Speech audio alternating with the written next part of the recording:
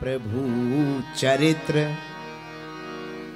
सुनबे को रसिया, राम लखन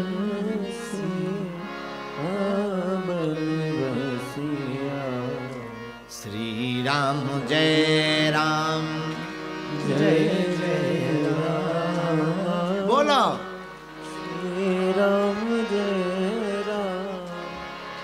इससे सिद्ध हो गया कि पाप को हटाने के लिए पाप को छोड़ने की जरूरत नहीं है। किसको पकड़ने की जरूरत है? जोर से बोलो, परमात्मा को। इसीलिए हम लोगों को बंधन में नहीं बंधन में पड़ना है। किस में पड़ना है? ज्यादा सब दुनिया के लोग पड़े बंधन में, माया के बंधन में, कामनाओं के बंधन में, काम के बंधन में, ईर्ष्या के बंधन में, द्वेष के बंधन में, पैसा के बंधन में, लुगाई के बंधन में। लेकिन हमारी आज की कथा का तीसरा सूत्र बोल रहा, हम लोगों को बंधन में नहीं पड़ना है, बंधन में पड़ना है। अगर बंधन में पड़ गए, बंधन अपने आप छूट जाएगा। और तो ठीक है, हम जिनकी कथा सुना रहे हैं उनका काम ही खोलने का है। जो सतबार पाठ कर कोई छूटे बंदी महासुख होई। हनुमान जी का काम ही है बंधन से छोड़ना। पर बंधन से छुड़ाने वाले हनुमान जी कब कृपा करते हैं? बोले जब तुम बंधन में पड़ते हो। बंधन में पड़े हुए व्यक्ति को बंधन में पड़ना चाहिए, और बंधन में पड़ा हुआ व्यक्ति बंधन में पड़ जाएगा तो उसे पाप को नहीं छोड़ना पड़ेगा, परमात्मा को पकड़ना पड़ेगा, और प्रभु की कृपा उस पर हो जाएगी। तो सुधांशु जी, अब आपने दूसरा प्रश्न ये किया कि अगर परमात्मा, आपने कहा कि पाप को अगर छोड़ भी दिया और प्रभु को पा भी लिया, तो हम ये कैसे माने कि हमारी भक्ति स्वीकार हो रही? बहुत लोगों का प्रश्न है ये कि हम पूजा तो करते हैं, पर इसका पता कैसे करें कि भक्ति स्वीकार हो रही या नहीं? भैया, इसका कोई पैरामीटर नहीं, कोई जांच की स्कैन मशीन नहीं है कि तुम्हारे बैग में क्या डला है। लेकिन कुछ जांचें हैं, वो हम तुम्हें बता देते हैं, इससे तुम परख सकते हो कि तुम्हारी पूजा स्वीकार हो रही या नहीं। तो सुधांशु जी, पहला उपाय तो यह है कि तुम्हारी पूजा करते हुए कभी पुष्प चढ़ा करके अपने आप पुष्प गिरे, समझना प्रभु प्रसन्न है। पूजा करते हुए, प्रार्थना करते हुए कभी कभी तुम्हारी आंख भर आए, आंसू डबडबा जाएं, बिना किसी स्वार्थ के, समझना उसने भी तुमको याद किया है। और तुम्हारी पूजा स्वीकार हो रही कि नहीं, इसकी तीसरी नजर बहुत गजब की है, थोड़ी कठिन है, पर अभ्यास से आ जाएगी। सुधांशु जी, अगर आपकी पूजा स्वीकार हो रही या नहीं इसका तुम्हें पता लगाना है, तो याद रखना, भक्त जब भगवान की पूजा करता है तो फिर भक्त नहीं बचता, वो भी भगवान के समान हो जाता है। दो नहीं है, एक है। अभी किसी ने, भारत में अभी बहुत बड़ा विवाद चला राधा और कृष्ण पर, बहुत विवाद चला राधा की शादी पर, कृष्ण के तत्व। किसी ने हमको कहा कि आप क्यों नहीं बोलते? हमने कहा हम किसी भी संतों के खिलाफ नहीं बोलते, हमारी एक आदत है, हम कभी किसी संत के खिलाफ नहीं बोलते। हम बोलेंगे तो नया बखेड़ा खड़ा होगा, क्योंकि हम जो बोलेंगे वो खुजली वाला बोलेंगे, नया बखेड़ा पैदा होगा। इसलिए हमने एक भी शब्द नहीं बोला, पूरे द्वंद में एक शब्द नहीं हमने, और जानबूझ के नहीं बोला। पर हमसे कोई बाद में, अब जब विवाद निपट गया, तो फिर किसी ने कहा कि अब तो बताओ महाराज, तुम क्या बोल रहे?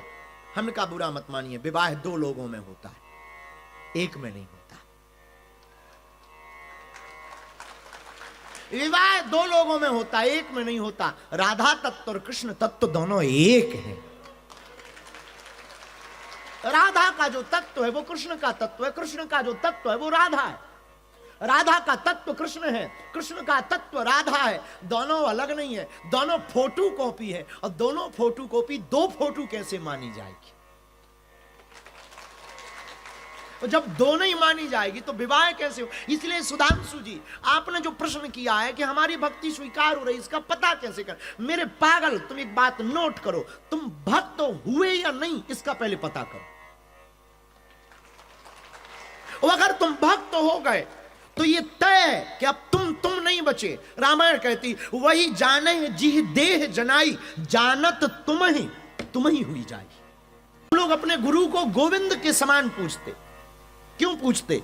हम लोग गुरु में गोविंद देखते, भगवान से भी ऊपर गुरु के पद को रखते, क्योंकि हम लोगों को यह लगता कि हमारा गुरु पहुंच गया, और पहुंच गया तो वो ब्रह्म में और गोविंद में और गुरु में अंतर में। ये हम लोगों की सम्यक दृष्टि है। इसलिए प्रिय सुधांशु जी, आपने कहा कि पूजा स्वीकार, बुरा मत मानना, तुम्हारी पूजा अभी स्वीकार नहीं हुई, क्योंकि तुम्हें प्रश्न खुजली की है, इसीलिए स्वीकार नहीं। जिसको खुजली उठ रही है मतलब वो पहुंचा नहीं, वहां तक नहीं पहुंचा। जो डूब गया वो बोल नहीं पाता कि मुझे बचाओ, डूब जाता है। और जो डूबता नहीं है, कंठ तक पानी में रहता, वो चिल्लाता है मुझे बचाओ। तो सुधांशु जी, अभी तुम कच्चे चेले हो, कच्चा बादाम, पक्के नहीं हो। इसलिए तुमने प्रश्न किया है कि पूजा स्वीकार, जिसकी पूजा स्वीकार हो जाती है उसे फिर पूछना नहीं पड़ता, उसकी तो आंखें बता देती हैं कि वो हर पल स्वीकार कर। इसलिए प्रिय सुधांशु जी, याद रखना, मैं तुम्हें प्रार्थना करके बताऊं, विद्वान बैठे हैं, आचार्य बैठे हैं, नर्तकी जब नाचते हुए मदमस्त हो जाती है तो वो भूल जाती है कि वो रोड पर नाच रही है या राज दरबार में नाच रही है। जब कोई गायक गाना गाता है तो वो भूल जाता है मैं बाथरूम में गा रहा हूं या किसी शाही दरबार में गा रहा हूं। जब कोई चित्रकार पेंटिंग करने बैठता है और वो भूल जाता है, तब वो ये ख्याल भूल जाता है कि मैंने चाय कब से नहीं पी है। तब तो वो चित्रकार है, तब तो वो नर्तकी है, तब तो वो संगीतज्ञ है। और साधक जब बैठ जाता है तो हिमालय की चोटी पर बैठा हुआ साधक भूल जाता है कि बर्फ गिर रही है कि आग गिर रही है। बाहर का भान उसका खत्म हो जाता है, बाहर का वहम, उसके संसार का वहम खत्म हो जाता है, और भक्ति का उसका अहम खत्म हो जाता है। परिणाम सुधांशु जी ठीक होता है, और परिणाम यह होता है ईश्वर तत्व की प्राप्ति होती है। अभी तुम्हें खुजली कर रहा प्रश्न, बवासीर बन रहा है कि पूजा स्वीकार हुई कि नहीं हुई। जिस दिन हो जाएगी तुमको यह पूछने की आवश्यकता नहीं। हमारे वृंदावन की एक प्रसिद्ध कथा है, एक चौबे जी हैं वृंदावन में, चौबे परिवार बहुत, तो बहुत पुराने समय में वृंदावन के एक चौबे जी ने भांग खा ली, और भांग खाई इतनी कि वो बेटा को लेकर गए थे, बेटे को कंधे पे बैठाकर अपने ही बेटे को खोजने लगे, और पूरे मथुरा में खोजा, और लोगों से पूछते थे क्या तुमने हमारा डमरू लाल देखा? लोग चौंके, ये डमरू लाल कौन है? बोले बेटा देखा हमारा। तो लोगों को लगा कि एक बेटा तो कंधे पर बैठा हुए, शायद दूसरा होगा। बोले हमने नहीं देखा। पूरे मथुरा में खोजा और बेटे को ऊपर बैठा है, लेकिन जैसे ही जब घर में आएगा, शायद घर चला गया होगा, और जैसे ही घर में आए और सीधे प्रवेश कर गए तो बच्चे का सिर फटाक से दरवाजे पर लगा, खटा, और रोया। तो ऊपर देखा, कौन है? पापा मैं। न कटा, तू ऊपर बैठा कंधे पर, मैं तुझे मथुरा में ढूंढ रहा हूं। ये तब से एक कहावत सिद्ध हो गई कि गली में छोरा नगर में ढिढोरा, मोहल्ले में छोरा और नगर में ढिढोरा। तो जब व्यक्ति इतना भूल जाए अपने आप को कि मैं कौन हूं, तब समझना तुम भक्ति के लय में विलय हो गए, भक्ति के रस में विलय हो गए। तो भक्ति के रस में आपको विलय होना है, तो यही उपाय है कि आप अपने आप को भूल जाओ। बुरा ना मानना, हम एक प्रार्थना तुमको करें। जब तुम संसार में रहो तो तुम संसार में इतने डूब जाओ कि संसार में, जगत में ही तुमको जगदीश दिखने लगे। तुम जब जगत में रहो तो मेरे पागलों इतने डूब जाओ कि तुम्हें जगत में जगदीश दिखाई दे, और जब तुम जगदीश के सामने रहो तो इतने डूब जाओ कि तुम्हें जगदीश में जगत दिखाई दे। कहानी खत्म, और तुम ऊंचे आदमी बन जाओगे। अभी तुम बहुत कमजोर आदमी हो, तुम्हारी 2 मिनट में श्रद्धा घट जाती, 2 मिनट में भरोसा उठ जाता, और इतने गजब के हो, ऑस्ट्रेलिया वाले तो और गजब के। ये तो हनुमान जी को प्रॉफिट लॉस का सीधा सा इनविटेशन दे देते हैं।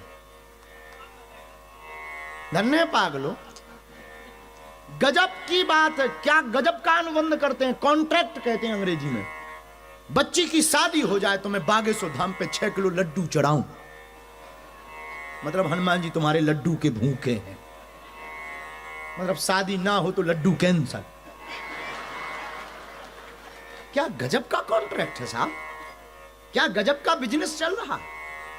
भगवान से भी बुरा ना मानना, भगवान वस्तुओं के भूखे नहीं, वो तो भाव के भूखे।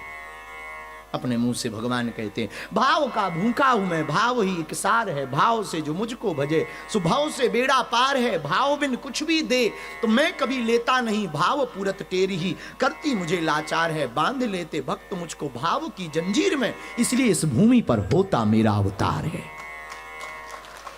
भाव का भूखा। और हम नहीं कह रहे, ये बात तो हमने कवित्व भाव में कही, रामायण में भी इसका प्रमाण दिया।